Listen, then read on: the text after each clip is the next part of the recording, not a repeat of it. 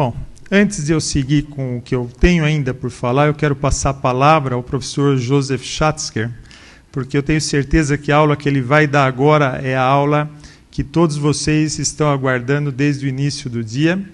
É uma aula que ele vai falar sobre a vida dele, nesses 40 anos de dedicação à ortopedia e traumatologia. E para nós é uma honra muito grande, professor Schatzker, que o senhor venha nos apresentar a sua conferência.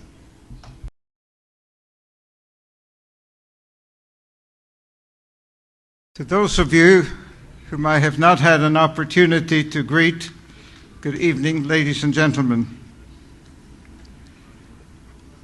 When Mauricio asked me to give this presentation, I must tell you I had great misgivings in a way. Why would you be interested to listen about my life?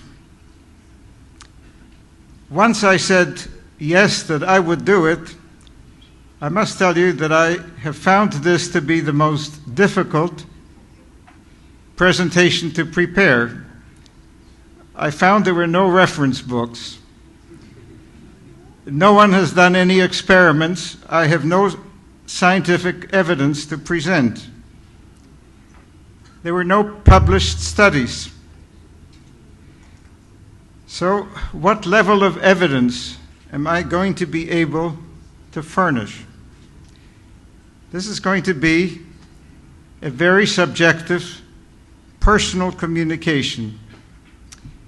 And I will leave you to be the judge.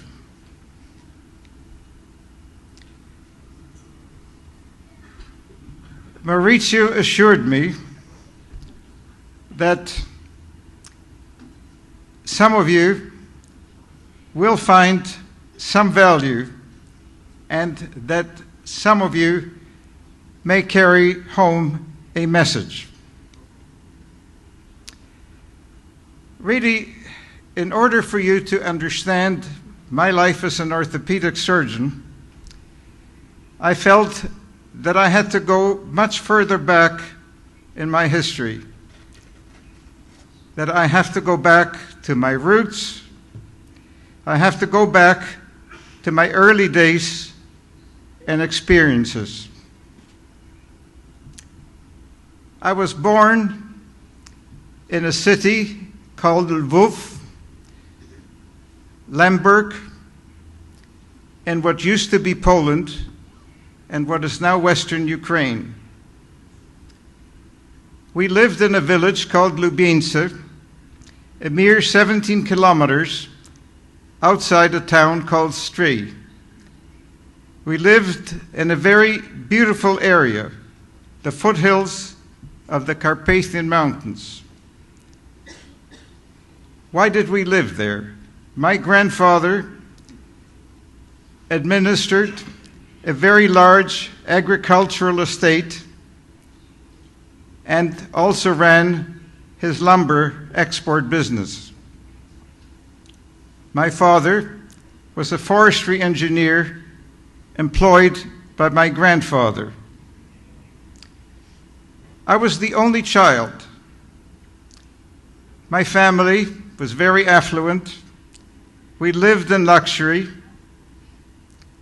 My father was a very strong man, a high-ranking officer in the Polish Cavalry Reserve. He was highly decorated for his bravery in the Polish-Russian War of 1920-1921, and he was determined to see the modern Poland of the 1920s and 1930s a better place, a country conscious of social justice and equal opportunity. We were a well-established, influential family. My roots in Poland go back over a number of centuries. My extended family numbered well over 100 members, spread through a number of the towns of the old Austro-Hungarian province called Galicia. I am a Holocaust survivor. My father was shot on the 4th day of the German occupation in 1941. Of my whole family, there were only 7 survivors. What did the Holocaust teach me? It taught me indescribable fear, terror, and the extremes of human racial prejudice, cruelty, and persecution. It also taught me to fight and never give up. The first real goal in my life was to survive. As you will see, as time went on, I faced many new crises, but the lesson to fight and not to give up helped to shape my life. We arrived in Canada on the 14th of May, 1949. I was almost 15 and a terrible student who took great pride in standing last of my class of 35. On the 3rd day in Canada, I went to work in a clothing factory as a stockroom help. My further education was to continue at night school. I was earning $15 a week and looked forward to a new life in our new adopted country. My mother worked in a factory and earned $7 a week. My stepfather was a physician and could not work until he requalified. My going to work in a factory was an economic necessity. The months in the clothing factory proved to be a very important and formative experience. I began to observe the clothing cutters, the nobility of the clothing industry. These were men who had reached the pinnacle of their career, possible in the clothing trade. They were intelligent, hard-working men, and yet trapped in a career of unbelievable drudgery. Day after day, suit after suit. I began to understand what it meant to earn, to provide, to have responsibility and dependence, and to have no longer an opportunity to change. Bit by bit, I realized that unless I changed the direction of my life, work in a factory, a life of absolute drudgery would be my future. I realized that an immigrant without money, without connections, had only one way to make it in life, and that was through education. Education became now my focus in life. The following year, the 2nd year in Canada, I returned to day school and gave up my factory career, only to take on the career of a paperboy. I delivered newspapers after school. Life was far from easy. I worked after school every day from 4 to 7 or 8 in the evening and delivered on my bike well over 200 newspapers a day. The weekends were taken up collecting money and studying. My life had no fun or social life, but I was focused, I was motivated, I had a goal. My mother remarried in 1947. My stepfather was a physician and a man whom I respected very much, and with time came to love and admire. Unquestionably, he was my inspiration to make the decision to become a doctor. Now I had a much more complex future goal. Now my new goal to become a doctor was no longer a goal driven, as before, by fear of poverty and a life of drudgery, but a goal fueled by the vision of a future profession. 1952 was our third year in Canada. My stepfather was becoming established as a doctor, and his practice began to flourish. I was in grade 11 of 13, halfway through high school. Life was becoming normal, and we began to look forward to a more settled and normal experience. In May of that year, my stepfather suddenly became ill, and a few months later, in December of 1952, he died. His sudden illness and death, apart from shattering our family unit, presented for me a major challenge. I was once again at the crossroads of what to do. Poverty is a stark reality. We had no money. I had to leave school and go back to work in order to survive. How was I to continue my pursuit and my goal? There was no hesitation on my part. I resolved to work and continue my education at night school. My high school principal was a very understanding man. He told me that the maximum number of subjects I could take at night were 3 subjects, and you needed 9 subjects in order to advance. This meant that I would have to invest 3 years for each year of day school, and I would be totally out of step with my class, with my friends. I was determined there had to be a better way. The Minion Business College was a private school. During the day, the school instructed one how to become a secretary, how to type, how to keep books.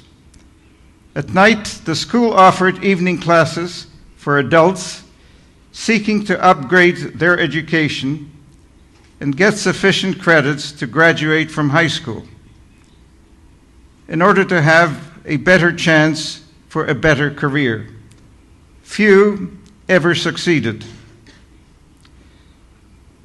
The school of the principal of the Minion Business College listened to my plan to take 9 subjects every year in order to advance normally. 9 subjects per year was the requirement to pass. He said that it was unlikely that I would succeed, but for $20 a month, I could take as many subjects as I like. I took 9 subjects and attended school 4 nights a week from 7 to 11. I'm very proud to tell you that I graduated from high school at the same time as my daytime colleagues. I achieved an 80% average, which ensured my admission to medical school. I have the distinction of being the only graduate of the Minion Business Night School to go to university, and at that to become a doctor. Once again, focus, determination, a goal, and unquestionably my lesson from the earlier days to fight and never give up paid off. I owe my mother my life and my career. It was her resolve, her courage, and absolute determination to save her child that allowed me to survive the Holocaust. The death of her second husband completely shattered her new dreams of a normal future in her adopted land.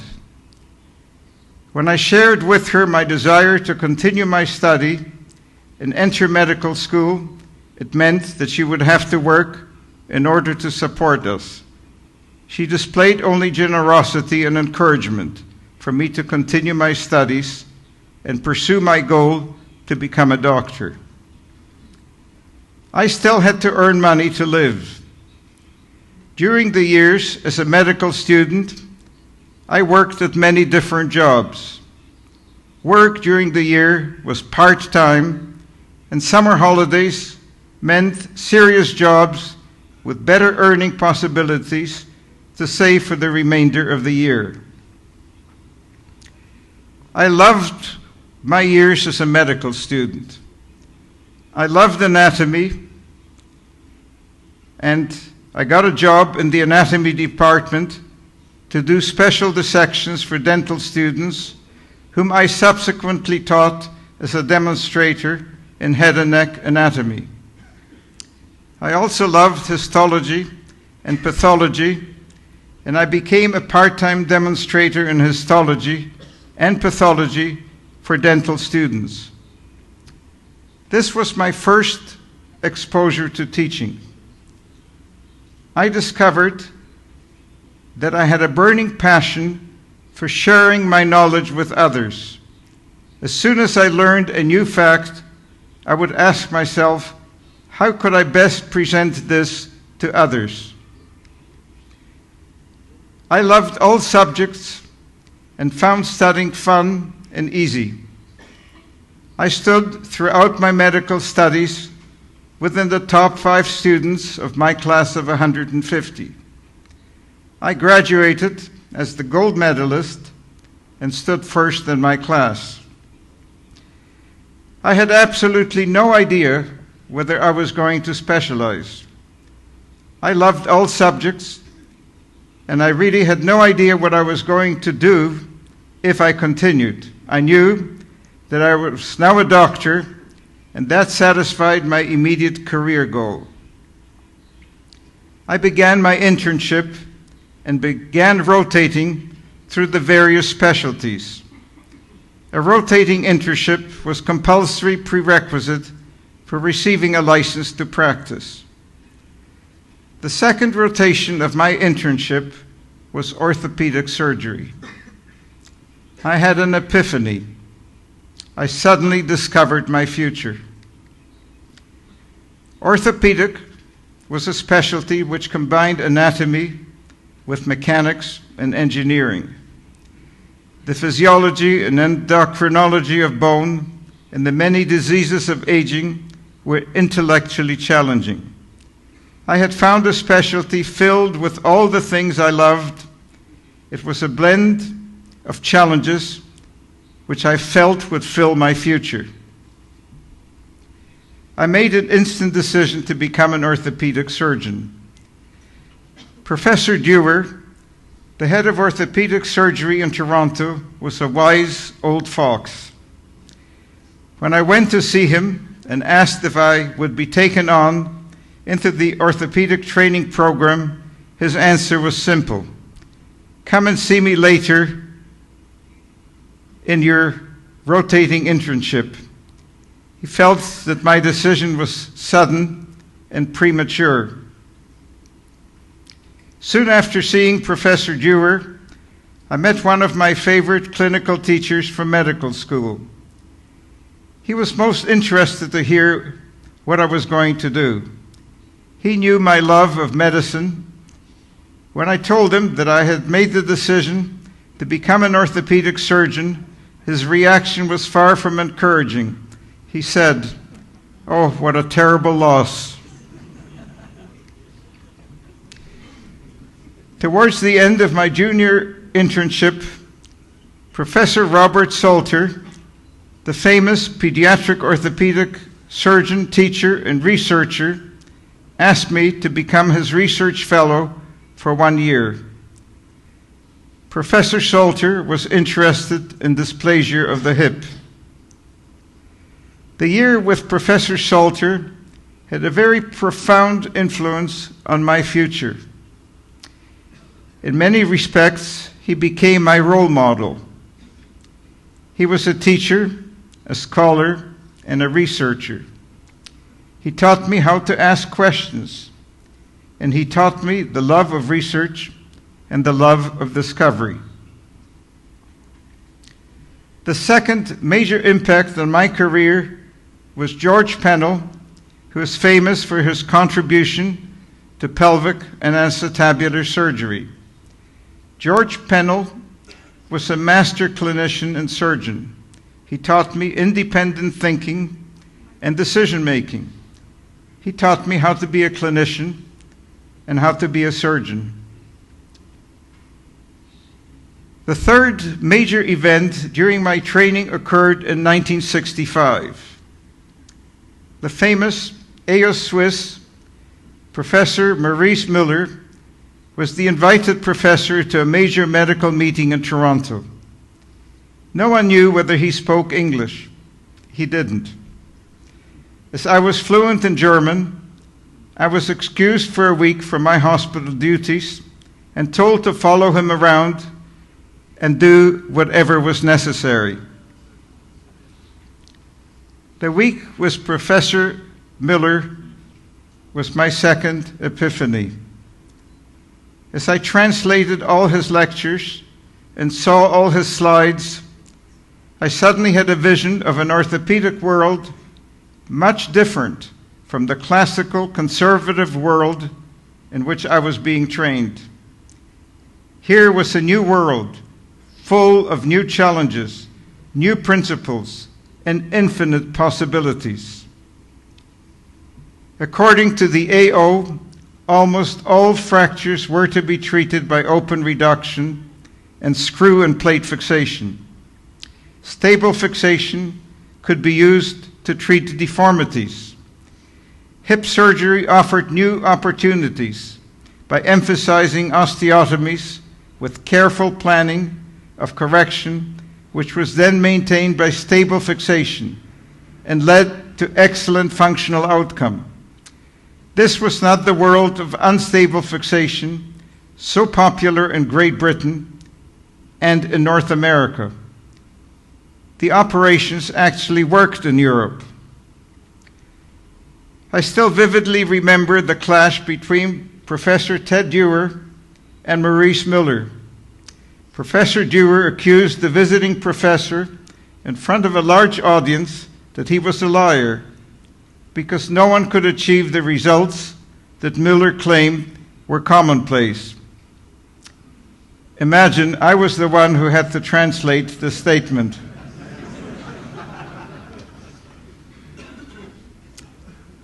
I resolved that I would study with Professor Miller. At the end of his visit, I asked him whether during my fellowship in Europe I could come and study with him. Well, what was he to answer? He said yes. I began my McLaughlin traveling fellowship in Gothenburg, Sweden, with Professor Per-Ingvar Brånemark, an anatomist, with whom I was studying bone circulation in vivo. Brånemark is famous today for his contribution to make dental implants a reality. I spent 4 months in his department, and at the same time, I participated twice daily in orthopedic rounds at the Sahlgrenska Hospital, which were conducted by Professor Hirsch, the head of orthopedic surgery, who was famous for his contributions to biomechanics of the spine. One day, while attending the daily orthopedic rounds, I encountered Professor Miller, whom Professor Hirsch had invited for a visit. At the end of the round, I went to Professor Miller and reintroduced myself. He looked at me for a minute and then said, Oh, it's you. I need you. We are writing a new book and you must translate it. And with that, he reached into his briefcase and brought forth a sheaf of typewritten sheets and stuck them into my hand. By the time I reached Switzerland in late November, I had translated a good bit of the first edition of the Manual of Internal Fixation, a book which became the AO Bible.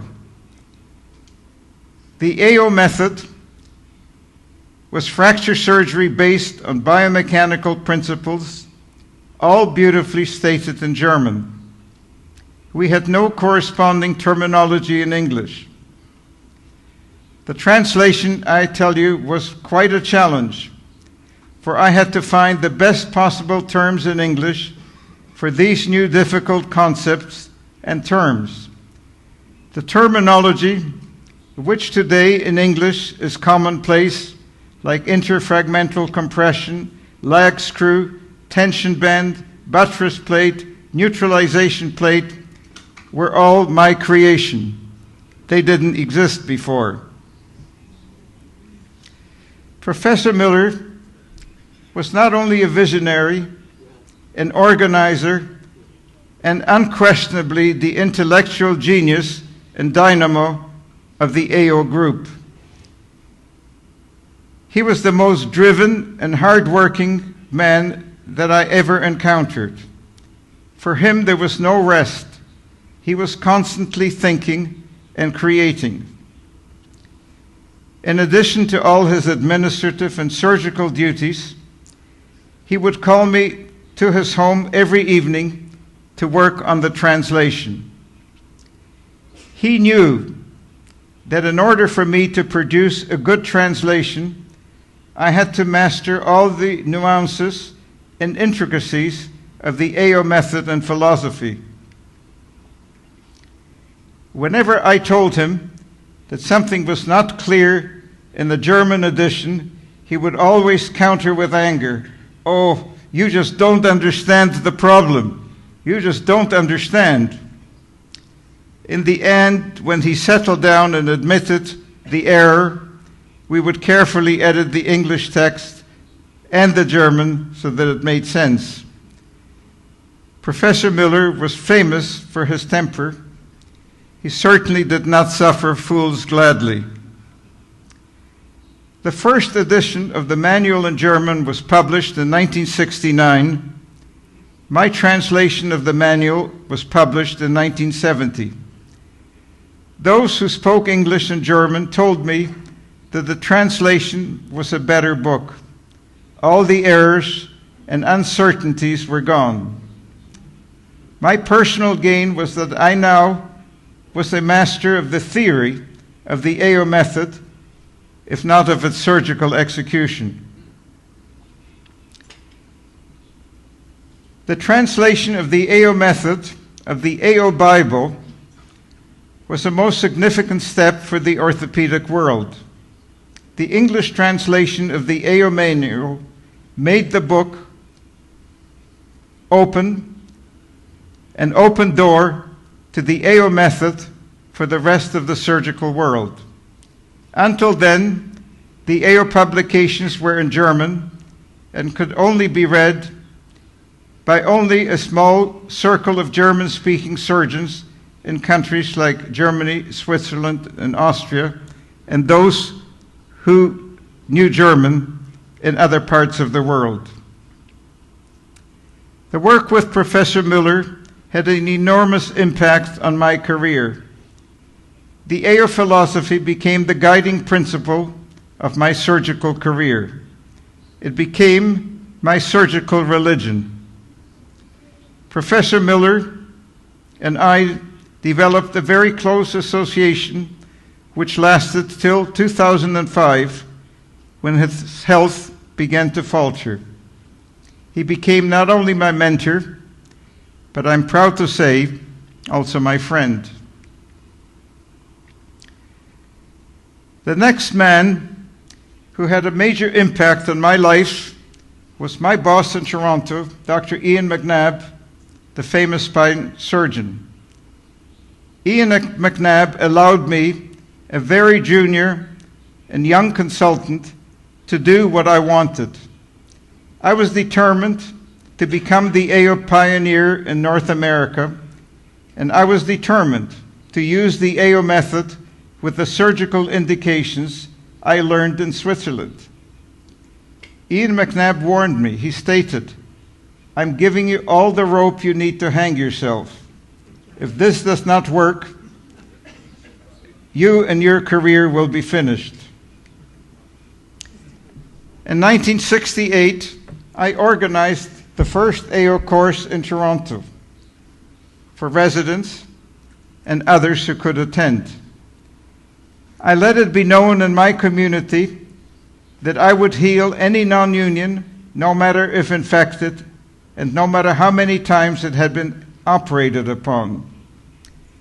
At the end of the first 2 years, I presented my first 40 cases at grand rounds before Professor Drucker, the professor of surgery at the University of Toronto. At the end of my presentation, he got up and commented, "Ladies and gentlemen, we have been privileged to hear a presentation of groundbreaking clinical research. From now on, we must listen to what this young man has to say." In 1970, I presented my work at a symposium during the annual meeting of the Canadian Orthopedic Association. In 1971, I was invited by the American Academy of Orthopedic Surgeons to chair an instructional course on the stable methods of internal fixation at their annual meeting. This instructional course ran consecutively for 25 years. I stepped down when the law was passed that one could be only a chairman for no more than 3 years. These pioneering years and efforts served to establish the AO method as the worldwide community standard for the care of fractures and polytrauma. Upon returning from Europe, at the end of my fellowship, I was certain of the crossroads of my career. I could choose the safe and unchallenging path of the conventional conservative orthopedic world of my community, or I could choose the path of a surgical rebel who was driven to bring the new subject, the new surgical gospel, not only to his community, but the world. The conservative orthopedic world fought very hard against the radical AO philosophy. However, I felt that if you truly believe in something and feel that it is positive and beneficial, then it is the right thing to do. It is right to press on. I learned to fight even if faced insurmountable odds. I learned not to yield to prejudice and opposition. I was elected as member of the Swiss AO in 1971 and a member of AO International in 1972. In 1979, I translated the edition of the second edition of the AO method, the manual. In 1984, I became a trustee of the AO Foundation, and in 1998, I was very proud to become the president of the AO Foundation, and I am now an honorary trustee and a member of the past president's circle. I worked for many years very closely with Professor Müller, and in 1990 I co-authored with him the comprehensive classification of fractures, known today as the AO classification or the Müller AO OTA classification. In 1992, I became the director of the Müller program in documentation and evaluation at the University of Toronto. This was work started by Professor Müller in Switzerland and carried on by me as a program in Toronto. These were the early pioneering efforts of what is called now evidence-based medicine. I have been preaching for years the value of classification, of documentation, and evaluation. My early years as a surgeon were different. I was trained to be a general orthopedic surgeon. I presented in 1967, before the BOA, my work on spinal stenosis, which was subsequently published in 1968. The British surgeons had never heard of this concept and were overwhelmed. I have done basic research on the blood supply and the classification of fractures of the odontoid. I spent the first 20 years of my career doing major spinal surgery. At the same time, I turned to research and teaching. I challenged with my research and publications many of the early publications of the AO, such as on the holding power of screws and bone, on the use of non-self-tapping and self-tapping screws, and on the concept of dynamic compression, to mention only a few. I have had a career as an arthroplasty surgeon. I have had a career as a hip and knee reconstructive surgeon. I've held leadership positions in various organizations. However, my greatest contribution were clearly in the realm of trauma surgery. I published with my friend Marvin Tile my book on the rationale of operative fracture care. In the introduction, Professor Miller wrote that this was the book that he meant to write but never did. This was the greatest compliment he could offer. My great personal satisfaction is to have been a pioneer and a teacher, and to have participated and achieved a change of behavior of the whole surgical world in the treatment of fractures, and to have contributed greatly to the improvement, to the outcome of treatment and generations of patients. So thank you. The lessons for the young in the audience. If you are convinced that you are right and that what you want to do is the right thing, then it is worth fighting for. Fight ignorance and prejudice. Learn to become focused, committed, motivated, and determined. Above all, learn to live with attainable objectives. Now I would like to speak to you very briefly on the value of languages. The ability to speak languages other than one's own has the potential for great opportunities. Clearly, my ability to speak German introduced me to Professor Miller and to the AO, and completely changed the direction of my surgical career and my life. My ability to speak Polish, my original mother tongue, was to offer another opportunity in life. I left Poland in 1945 and swore that I would never return to the country, which filled me with the most horrible memories. In Canada, I opened a new chapter of my life. I started a new life, and the memories of my childhood were to be forgotten. In 1996, Professor Emanuel Trojan of Vienna, Austria, then the vice president of AO International, was put in charge of bringing the AO gospel to the satellite countries which had been cut off behind the Iron Curtain. When he heard that I spoke Polish, he insisted that I must come and help him with the first AO course to be held in Poland in the early summer of 1997. Initially, I refused the invitation to go to Poland. My wife Valerie, a very wise and perceptive woman, would not rest. She kept encouraging me to go. She felt that it would help me to come to peace with my past, and that it would help me put to rest the horrible memories and help me fight the demons of days gone by. She was right, as she usually is.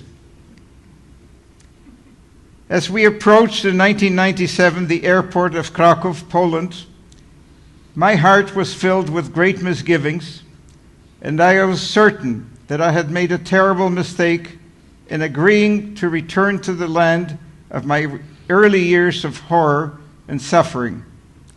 Why would I want to expose myself once again to the prejudice and discrimination?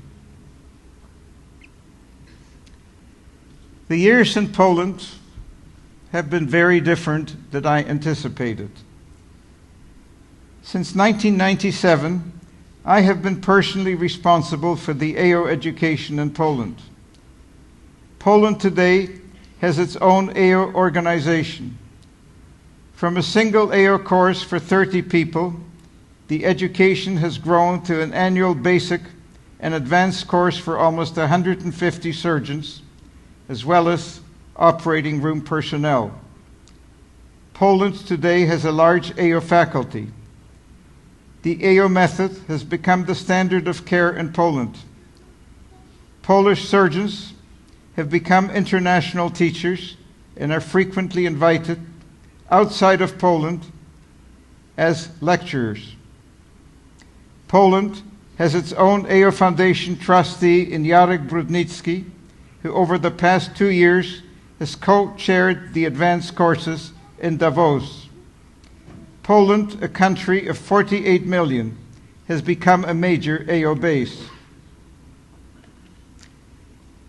What has the Polish experience held for me? I have experienced nothing but the most open, warm reception and friendship. I have not encountered a single episode of personal prejudice and discrimination. I have made close friends, and I have come to influence many people. I have changed the orthopedic education and the surgical practice in Poland. I have received honor upon honor. I have been made the honorary member of the Polish Orthopedic and Trauma Association. I have received the Mikulicz Medal in Surgery in recognition of my teaching, and I have received the Grutza Medal in Orthopedic Surgery in recognition of my educational efforts and impact on Polish orthopedics. You might like to know that Grutza was my orthopedic surgeon when I was a child, and I think he must have smiled the day from above when the medal was handed to me. The Polish experience has allowed me to face my past. I have been able to appease all the demons of years gone by, and I'm now able to speak of my past, look it in the face, and look into the future. I have come to understand and strongly believe that one must not saddle the children with the guilt and consequence of crimes committed by their parents. And it is only if we accept the new generations which follow for what they are and for the things they represent and believe that we as individuals are able to move forwards and create a better world. My life had a different beginning than that of most. It teaches a number of lessons. For me personally, it has been a marvelous and gratifying journey. It has been a great learning experience. It has been very fulfilling, and above all, it has been a life of great fun. I have a loving and supporting wife, Valerie. Valerie, would you stand up, please?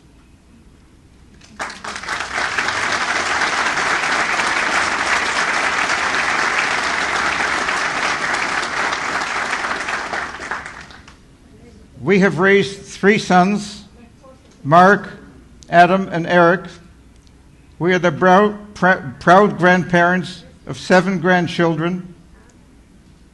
Orthopedic surgery has given me a full and rewarding professional and personal life. I hope that the lessons of life which I have shared with you this evening will help those of you who are about to start on your orthopedic journey to have similar rewards. Thank you very much for your attention.